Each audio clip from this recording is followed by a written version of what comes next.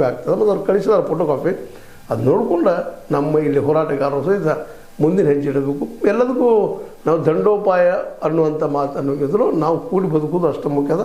ನಮಗೆ ಮಲಯಾಳ ಜನನೂ ಬೇಕು, ಕನ್ನಡಿಗರಂತೆ ನಾವು ಸ್ವತಃ ಕನ್ನಡಿಗರಿದ್ದೀವಿ, ತಮಿಳರು ಇರಬೇಕು, ಮರಾಠಿಗರು ಎಲ್ಲರೂ ನಮ್ಮ ಸುತ್ತಮುತ್ತ ಇದ್ದಂಥವ್ರೆಲ್ಲರೂ ನೆಮ್ಮದಿಯಿಂದ ಸುಖದಿಂದ ಬದುಕಬೇಕು, ಕೂಡಿ ಬೆಳಿಬೇಕು, ಕೂಡಿ ನಮ್ಮ ಅಭಿವೃದ್ಧಿ ನಾವು ಮಾಡ್ಕೋಬೇಕಾಗಿದೆ.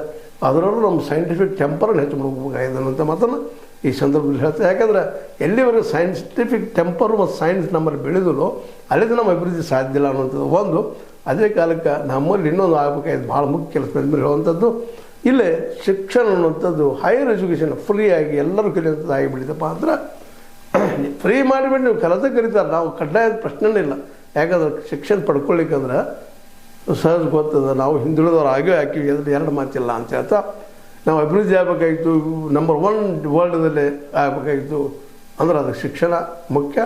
ಇದು ಅಂಬೇಡ್ಕರ್ ಅವರು ಮತ್ತು ಗಾಂಧೀಜಿಯವರ ಮಾತು ಜೊತೆಗೆ ಮಾತೃಭಾಷೆಯಲ್ಲಿ ಕರೆಯುವಂತೆ ನಮ್ಮ ಗಾಂಧೀಜಿಯವರು ಸ್ವಚ್ಛ ಹೇಳ್ತಾ ಇದ್ದಾರೆ. ಮಾತೃಭಾಷೆಯಲ್ಲಿ ಕರೆಯೋದು ಭಾಳ ಶ್ರೇಷ್ಠ ಅಂತೇಳಿ ಹಂಗೆ ಕನ್ನಡದಲ್ಲೇ ಮಲಯಾಳಂದಲ್ಲೇ ಅವ್ರವ್ರ ಮಾತೃಭಾಷೆಯನ್ನು ಮಾತಾಡ್ತಾ ನೆರೆಯ ಭಾಷೆಗಳನ್ನು ಗೌರವಿಸುವಂಥ ಒಂದು ದೊಡ್ಡ ಗುಣ ಬೆಳೆಸ್ಕೊಂಡ್ರೆ ಸಹಜವಾಗಿ ಕೂಡಿ ಬದುಕು ಇದು ಸಾಧ್ಯ ಆಗ್ತದೆ ಅನ್ನುವಂಥದ್ದು ಮಾತು ಸ್ಪಷ್ಟ ಆಗ್ತದೆ.